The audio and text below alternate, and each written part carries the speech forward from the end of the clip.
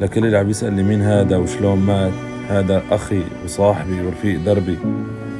كلكم بتعرفوا أحمد برجكلي هو الملقب بأحمد جاك، اليوتيوبر السوري. أكيد أغلبكم بيعرفوا هذا من يومين طلع ليحقق مستقبله، لكن سبحان الله رب العالمين أخذ أمانته. الله يجعله يا رب من الشهداء، ويرحم شهداء سوريا وأمة محمد أجمعين، والله يتقبله من الشهداء ويصبر قلب أهله. لا نقول إلا ما يرضي الله. إن العين لتدمع وإن القلب لا يحزن وإن على فراقك لمحزونون.